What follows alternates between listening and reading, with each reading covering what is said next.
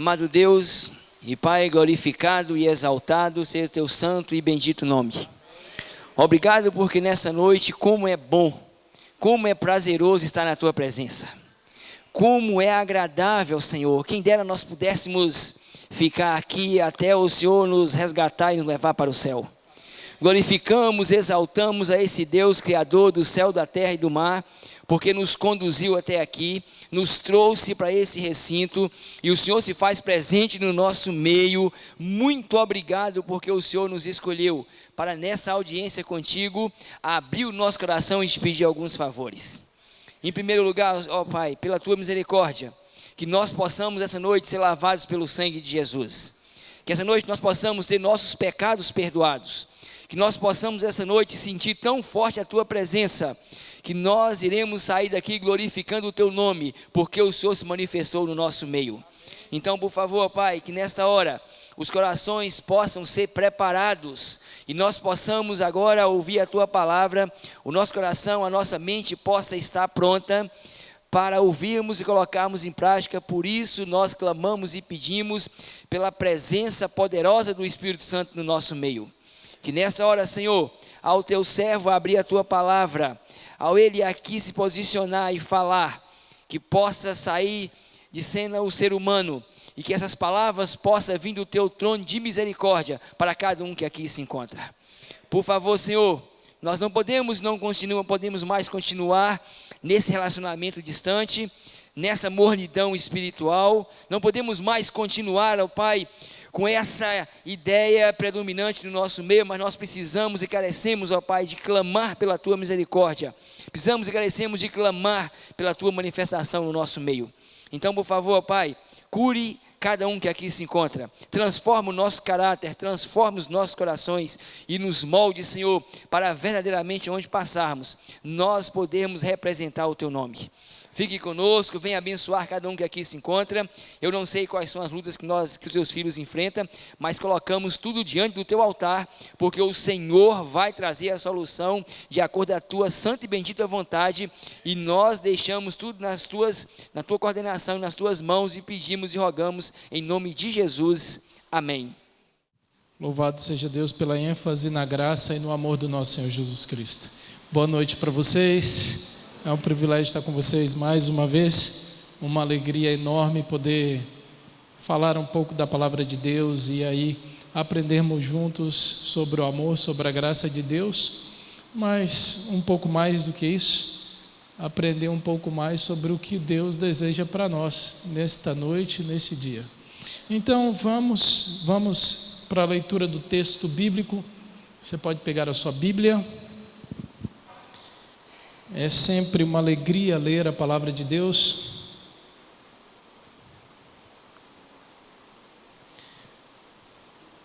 O texto é 1 Pedro, capítulo 3, verso 8 até o verso 12.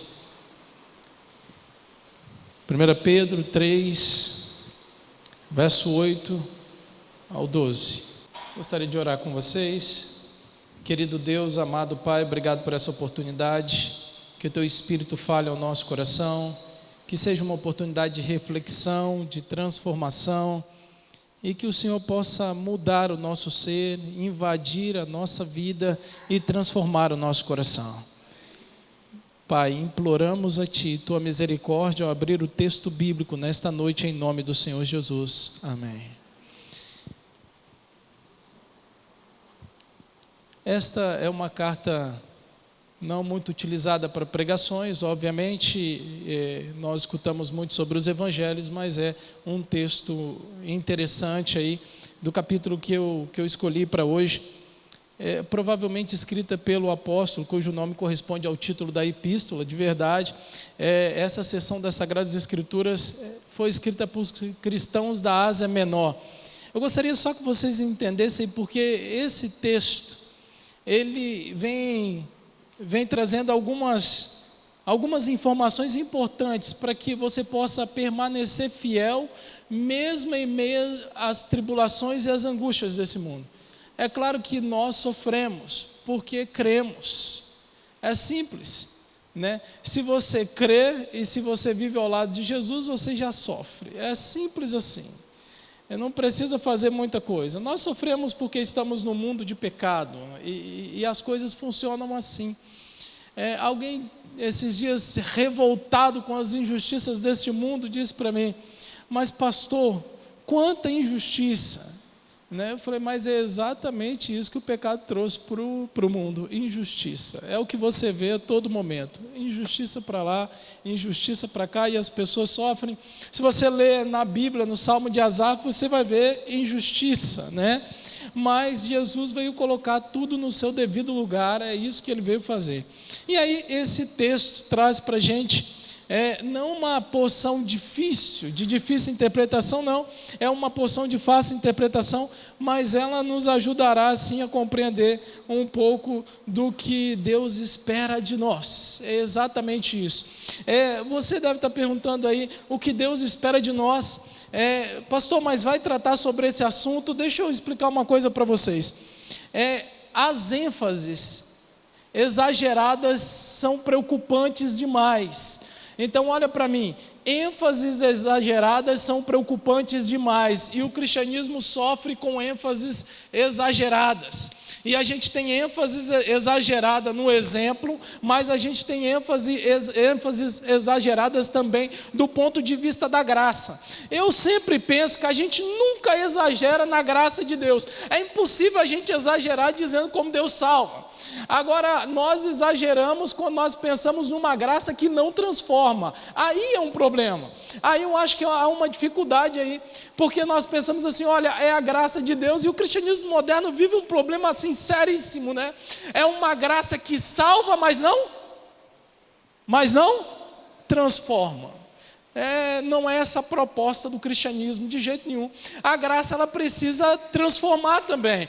A graça de Deus é transformadora. Achar que a graça salva, mas não transforma, é um problema sério. E a gente tem vivido isso no cristianismo. As pessoas pensam: Deus me salvou, pronto, não precisa de transformação. Nós temos o privilégio de sermos salvos pela graça de Deus, mas também nós temos o privilégio de sermos constantemente transformados, né? Deus nos salva do pecado, né? Mas Ele nos salva do pecado em todos os sentidos, em todos os âmbitos, né? E a gente precisa entender um pouco disso. E aí aqui há uma ênfase, obviamente, no que Deus espera de você. E aí tem uma questão interessante, porque eu vou ser sincero para você, tem hora que Deus pede coisas impossíveis para nós. Coisas impossíveis. Mas a Bíblia diz que Ele é o Deus também do impossível. Eu gosto de ver quando Deus me pede coisas impossíveis, porque eu sei que Ele também vai me fornecer poder suficiente para fazer aquilo que Ele me pede. E a transformação interna do homem é algo de fato impossível. Do jeito que Deus deseja, é algo impossível. Então vamos aí para o texto. Fazendo aí essas considerações iniciais, o que Deus espera de você, capítulo 3, verso 8. Diz assim: finalmente sedes todos de igual ânimo. E aí o que Deus espera de você é a primeira sessão, o que o crente deve ser. Eu preguei uma perícope, então vejam, o que o crente deve ser, o que você precisa ser pelo poder e pela graça de Deus. É a graça que te transforma, que te renova, que te faz diferente. O que você precisa ser, o que você deve ser. E aí diz assim, primeira coisa que você precisa ser compassivo, compadecido, entendem isso? E aí a primeira coisa que o apóstolo coloca aqui é compadecidos, sede compassivos. É exatamente isso que Deus pede de você. O cristão precisa ser assim. A segunda coisa é: sejam fraternos para com os amigos. Sejam fraternos para com os amigos. Essa é a segunda coisa que Deus pede de você no verso 8. Sejam fraternos para com os amigos, compadecidos e fraternos. Está aqui duas coisas complicadas por um tempo em que a gente só vê gente buscando o seu próprio interesse. Ser compadecido, sentir a dor do outro, ser fraterno com os amigos. No verso 8 também diz, sede misericordiosos. Nós precisamos ser misericordiosos. Diz aqui, misericordiosos. Aí aqui está 3 coisas que nós precisamos ser. E aí você já tem compassivo, fraterno com os amigos e misericordiosos. É o que Deus pede de você. Não é pouca coisa, não. E está aqui algumas coisas que nós estamos com dificuldade de viver. Eu sempre digo assim, falta misericórdia na gente, porque a gente se acha demais. Na continuidade do verso, diz que nós precisamos ser humildes. A gente se acha demais. Eu estava numa das noites, há pouco tempo aqui, pensando. Lá em casa, acordei minha esposa, e a gente estava conversando, e eu estava pensando. Eu pensei, 20 anos da vida passa tão rápido, passa ou não passa? Eu lembro de fatos de 20 anos que passaram assim, parecem que foram ontem que aconteceram.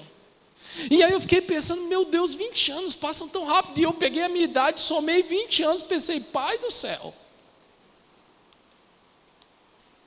Eu não sei você, tem alguns mais jovens aí, parabéns, seu tempo chega. Mas você que está aqui, que tem uma idade assim, da minha para cima, soma 20 anos a sua idade, vai.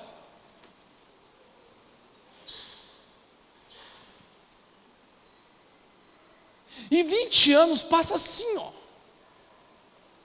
Esses dias alguém estava comentando alguma coisa comigo, e aí eu pensei, meu Deus, já se passaram 15 anos.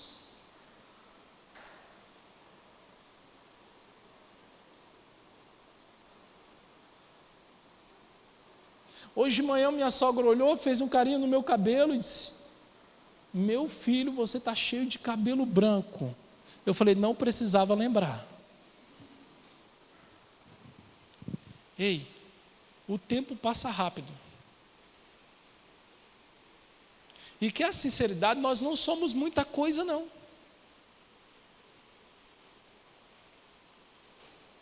Mas se tem uma coisa que a gente é arrogante, autossuficiente, e se tem uma coisa que o ser humano tem dificuldade de ser, é humilde. É difícil. É ou não é? É difícil de engolir as coisas. E talvez esse seja um dos maiores problemas que a gente tem, porque eu ainda sonho com uma igreja que seja humilde. Com um povo que seja humilde, com uma família onde as pessoas sejam humildes. Muda toda a história, tudo muda, toda a essência, tudo muda. Uma vez um professor no seminário fez uma enquete, aí depois perguntou algumas coisas que a gente precisava mudar. E todo mundo começou a conversar. E de repente eu estava ali conversando com um colega, e aí o professor disse assim, agora cada colega vai falar para o outro o que precisa mudar, e o colega vai orar por ele. E aí eu perguntei para o colega assim, e aí, você quer começar? Ele disse, não, eu não tenho nada que mudar não. Para mim, perfeito. Eu falei, uau! E aí eu comecei a falar com ele, olha, eu acho que nesse mandamento eu preciso melhorar. Um dos exemplos que eu dei para ele, eu acho que eu preciso melhorar ainda na guarda do sábado. Com mais alegria, e preparar mais coisas para o trabalho missionário, e ter momentos mais agradáveis, e eu preciso me preparar ainda melhor, e tal. Aí ele olhou para mim e disse assim, coitado de você, vou orar por você.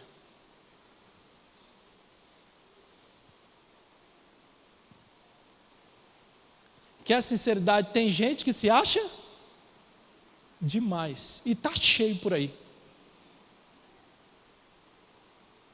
Ei, talvez você não tenha o defeito que a pessoa que está do teu lado tem, mas talvez você tenha um pior, de ser orgulhoso e arrogante.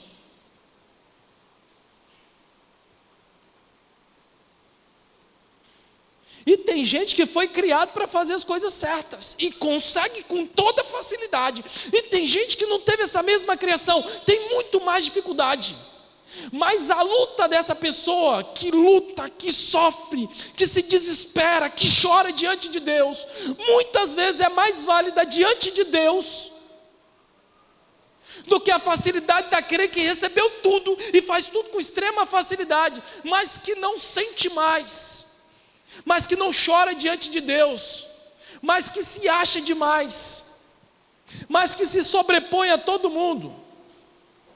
Se tem um pecado que é terrível, sabe qual é? Se tem um, esse é o orgulho. Esse é terrível. Gente presunçosa e orgulhosa estão indo por um caminho que dificilmente vai ter retorno. Porque conversão precisa de quê? Arrependimento. E gente orgulhosa e presunçosa tem muita dificuldade nesse quesito da salvação. Muita dificuldade. Então, olha, olhar para as pessoas e sentir a dor delas, como o texto pede, ser compassivo, ser misericordioso, olhar para as pessoas e sentir aquilo que elas estão passando, não é tão fácil assim. Principalmente quando tudo que a gente vê no mundo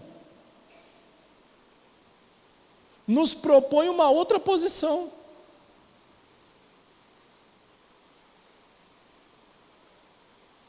Você deve conhecer alguém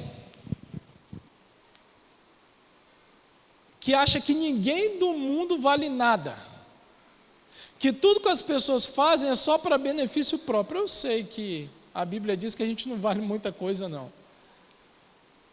Porque ela diz que a gente está imerso no mundo de pecado. Mas aí achar que só você é bom e que todo mundo está errado o tempo todo, pelo amor de Deus, aí já é um outro lado do pêndulo que você não deve ir. Então, há nesse texto a necessidade de olhar para as pessoas de uma maneira diferente. E nós temos dificuldade com isso. Ser compassivo, ser fraterno com as pessoas.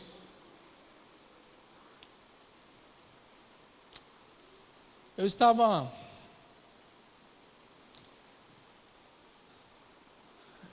passando numa das ruas bem próximas aqui.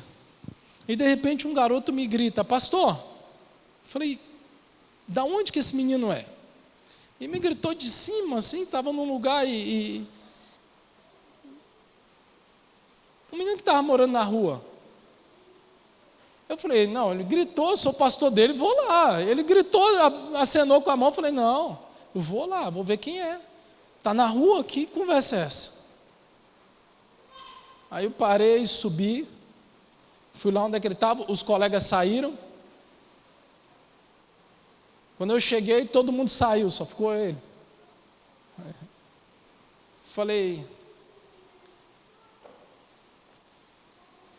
e aí, da onde você me conhece? Aí ele me falou o presídio que ele me conhecia, que ele me viu. Falei: ah, você estava lá? Quanto tempo você ficou preso? Falei: 1 ano e meio. E você está morando onde? Não, não tenho lugar para morar. Primeira coisa que me veio à mente. E o que era mais óbvio, esse menino está usando droga por aí, está morando na rua, está roubando.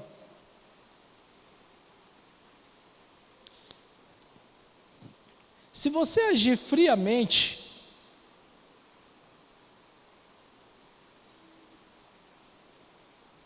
pronto, acabou o cristianismo para você. Não tem como ser cristão. Porque você sempre vai encontrar um motivo para não ajudar uma pessoa. Vai ou não vai?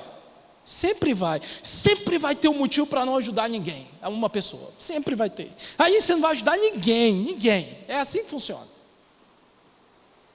Na igreja também é assim. Oh, me ajuda aqui a fazer algo. Não, essa pessoa toda vez desorganizada, do mesmo jeito, não quero nem saber dela. Mas a gente não vai lá saber por que ela é assim. A gente não vai orar por ela. Ó, está chegando alguém novo na igreja. Espera aí, vamos fazer vamos ver quem é. Ó, não presta, passou não sei por onde, olha não sei o quê. Você não conhece a pessoa, você não sabe quem é. Ela ainda não te machucou, mas você já faz toda uma construção sobre ela e você já afasta. Que situação que nós estamos vivendo? Somos desse jeito. Você sempre vai arrumar uma desculpa para não ajudar as pessoas.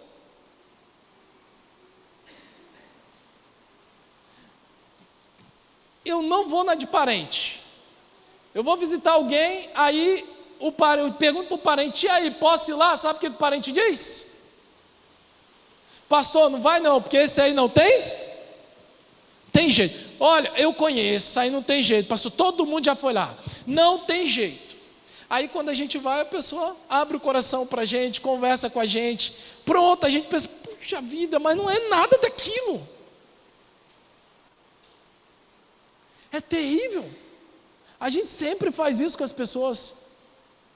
E a gente sempre vai arrumar um motivo para não ajudar.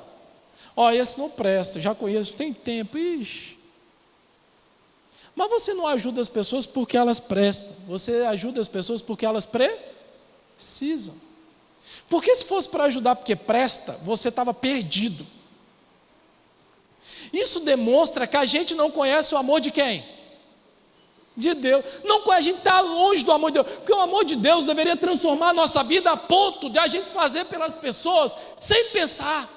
É porque elas precisam e não porque elas merecem, porque a graça de Deus por mim foi porque eu preciso e não porque porque se fosse porque eu mereço, eu iria continuar perdido, sempre. Deus nos amou quando nós éramos ainda pecadores. Exatamente isso. Éramos pecadores, Deus nos amou. A gente não pensa assim. Não pensa. E eu olhei para ele, e ele estava com uma meia perna machucada, estava mancando, e na meia tinha um isqueiro. Pronto. Está fazendo o quê? Você tem todo motivo para não?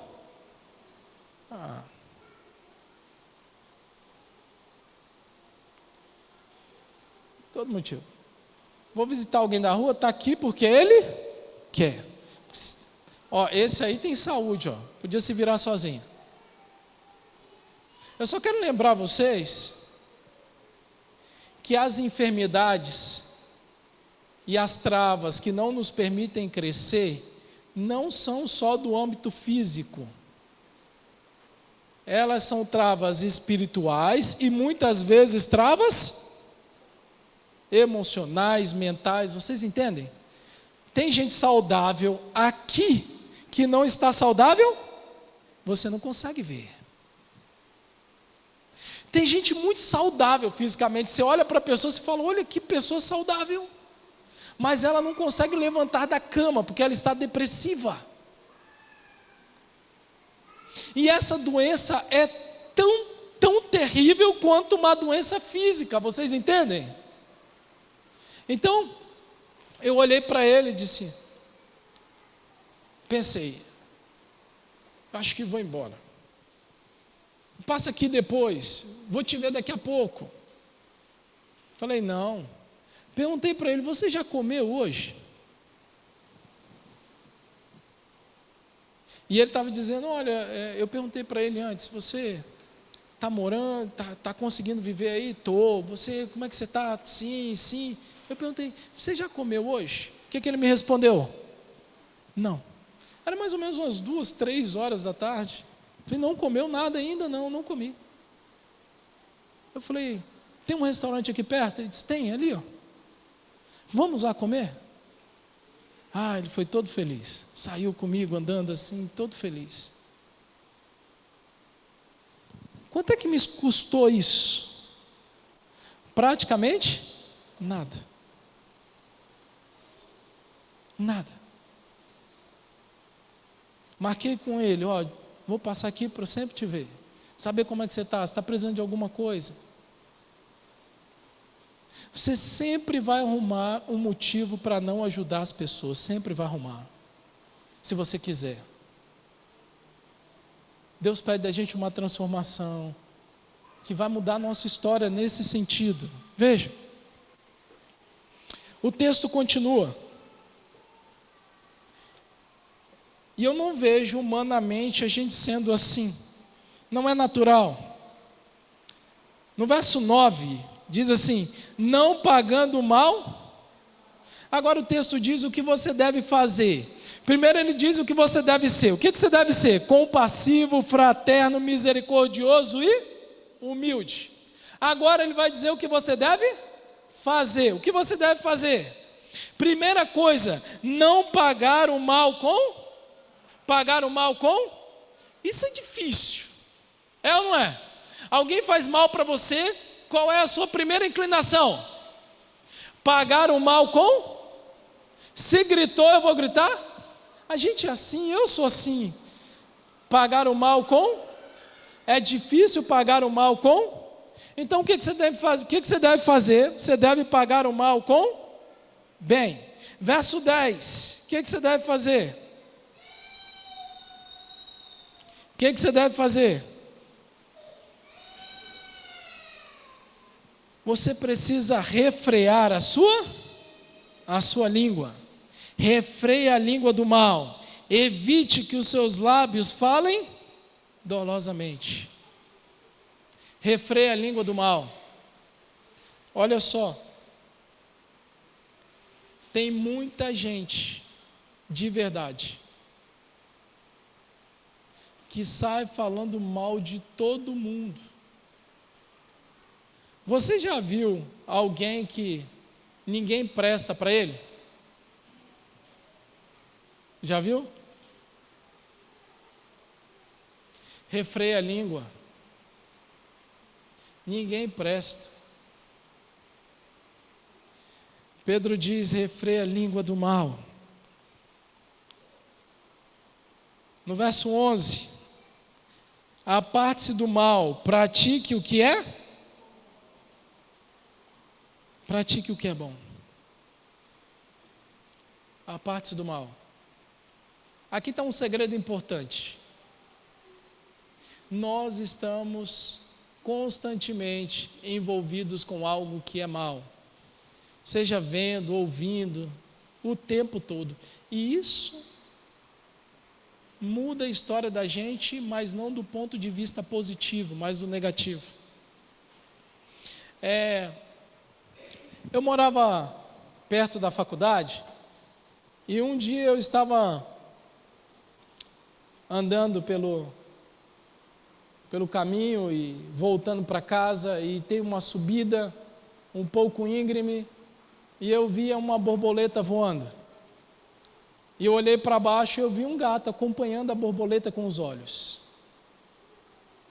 Quando ela descia um pouquinho, ele fazia um movimento com as garras, mas ela estava bem longe. E ela descia um pouquinho e ele fazia um movimento. Eu parei e fiquei olhando a cena. Ela voava, ele acompanhava. Ela voava, ele acompanhava. E num dado momento do voo, ela desceu demais. E foi o suficiente para um gato bastante esperto pegar a borboleta.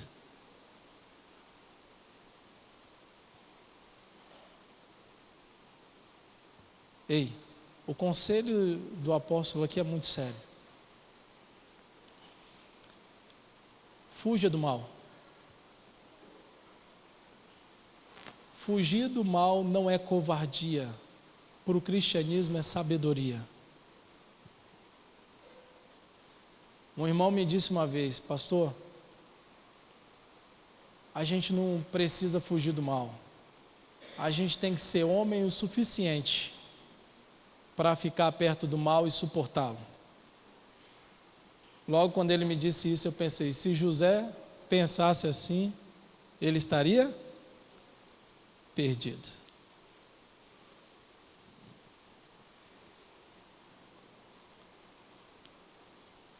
É melhor, nesse sentido, fugir. Fuja do mal em todos os aspectos. Filipenses diz: tudo que é puro, tudo que é verdadeiro, tudo que é honesto, de boa fama, se alguma virtude há, pensais nisso. Em outras palavras, aquilo que não tem essas coisas, afasta da sua mente, da sua vida, da sua história. Não permita um ponto de interseção entre você e o pecado. Não vale a pena. E o pecado só traz dor, sofrimento, tristeza, angústia. E para falar a verdade, os prazeres do pecado são bem momentâneos. Principalmente aqueles que os seres humanos mais gostam de cometer. Logo eles descobrem que tudo é ruína. Quantas vezes você já não viu uma família feliz toda a história? E num momento, um homem se desvia com alguém e o que acontece com toda a família? Toda a família sofre, esposa, filhos, e normalmente a volta fica quase que impossível. São momentos que destroem uma vida. Afasta do mal. Se aquela borboleta voasse para bem longe, distante daquele gato, e não voltasse para perto dele jamais, ela não teria sua vida ceifada. Não teria vida ceifada. E eu fico pensando, quantas pessoas hoje e ontem e durante toda a história da humanidade aconteceu e vai acontecer, vão ter a sua história destruída por causa de momentos que querem passar um pouco mais felizes, que acham que vão passar um pouco melhores, e que não são bons momentos. Aparentemente fazem bem, mas só causam destruição e dor. Afastar do mal é aquilo que a gente precisa. Então, o texto diz: aparte-se do mal, não se aproxime dele. E aí no verso 11 também diz: pratique o que é? Pratique o que é? Que é bom. Pratique o que é bom. Só que assim, é um outro problema aqui. O que é bom é confundido com aquilo que a gente gosta. Sim ou não? O tempo todo, é ou não é? A gente normalmente pensa que aquilo que é bom é aquilo que a gente gosta, mas não. O que é bom é aquilo que Deus deseja para nós. Isso é o que é bom. Não é o que eu gosto. Entenderam? O que é bom é aquilo que Deus deseja para nós. Mas a gente pensa que o que é bom é aquilo que eu gosto. Não é, não é. Então atentem para isso aí. E por último, no verso 11, diz que o crente deve buscar a paz. Busque a paz. Busque a paz. Tem gente que ao invés de buscar a paz só leva a tormenta. Tá tudo bem, mas chegou essa pessoa, pronto, acabou. Você deve conhecer alguém assim. É o inverso, né? Você deve fazer tudo para ter paz. Paulo diz assim: se possível, tende paz com todos. Você deve buscar a paz. E aí, por último, eu falei o que o crente deve ser, falei o que o crente deve fazer, e agora eu vou dizer, essas duas construções dizem respeito ao que Deus espera de nós, e por último, o que Deus fará por você. E no verso 12, tem exatamente isso. Porque os olhos do Senhor repousam sobre os justos, e os seus ouvidos estão abertos às suas, mas o rosto do Senhor está contra aqueles que praticam males. Os olhos do Senhor repousam sobre os justos. Sabe o que acontece se você andar assim? O Senhor Deus vai ouvir você. E Ele diz mais: Ele vai atender às suas súplicas. Ele vai abençoar você. Deus escuta quem age assim, e Deus abençoa quem age assim.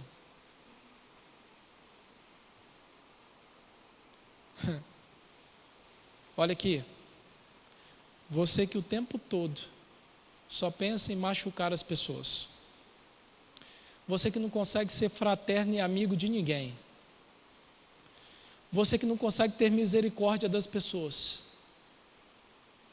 você que encontra todo momento motivos para trazer sofrimento ou para não ajudar alguém, você que não consegue de jeito nenhum ser humilde, porque ainda não colocou sua vida completamente no altar de Deus, e não entendeu que a sua vida é passageira, e que a gente não é muita coisa, e que mesmo que a gente seja o melhor dos seres humanos, o fim da gente é um único fim, a morte, e a gente não leva muita coisa, a gente nasce, envelhece e morre, assim é a vida do ser humano.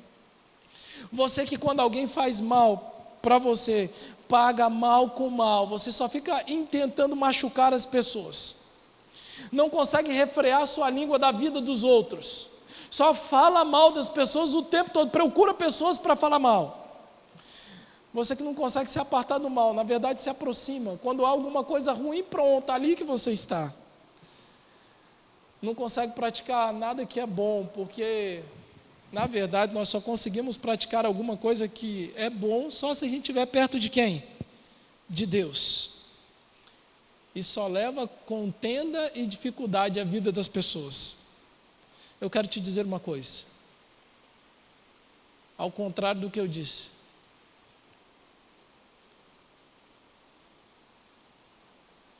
o Senhor está contra esses.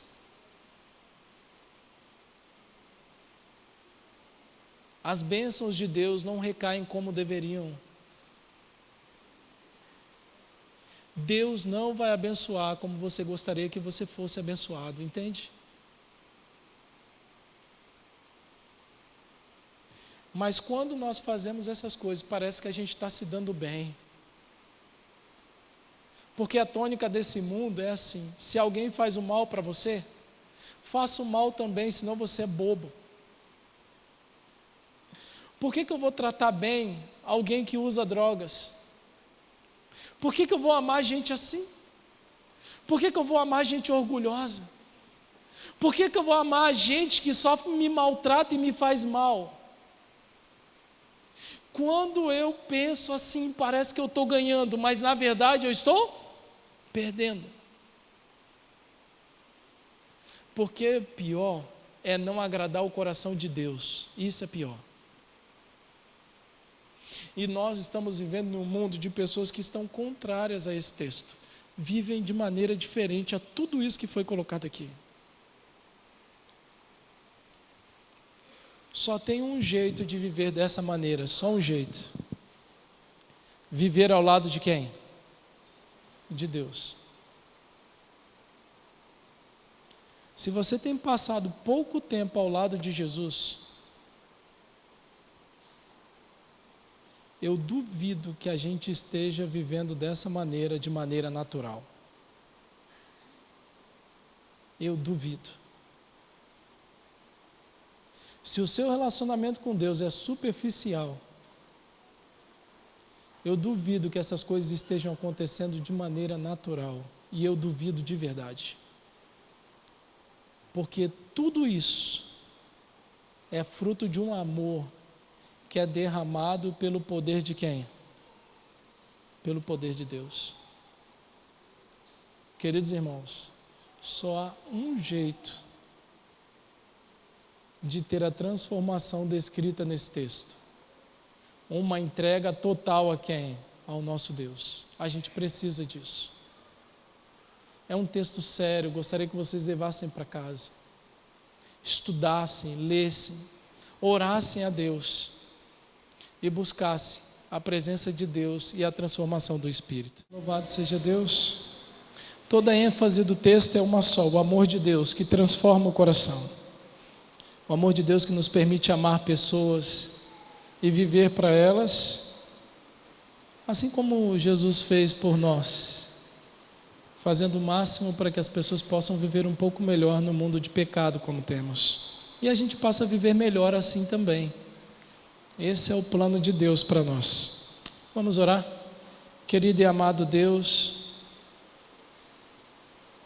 é tão difícil ver neste mundo misericórdia, pessoas que desejam pagar o mal com o bem, pessoas que desejam ser fraternas, pessoas que querem de fato amar pessoas como o Senhor fez nessa terra, viver em prol de uma vida melhor para elas, mesmo no mundo de pecado. Nos ajude, Pai, com essa transformação. Sabemos que ela é natural e gradual, mas ela precisa de uma entrega ao Senhor. Nós precisamos permitir que o Senhor transforme o nosso coração, mude a nossa história, mude a nossa vida e faça conforme a Tua vontade do nosso ser. Que essa transformação aconteça com um relacionamento profundo com o Senhor. É exatamente contemplando ao Senhor que seremos transformados. Então nos ajude nessa transformação. Rogamos essa bênção em nome do Senhor Jesus. Amém. Que Deus abençoe todos vocês.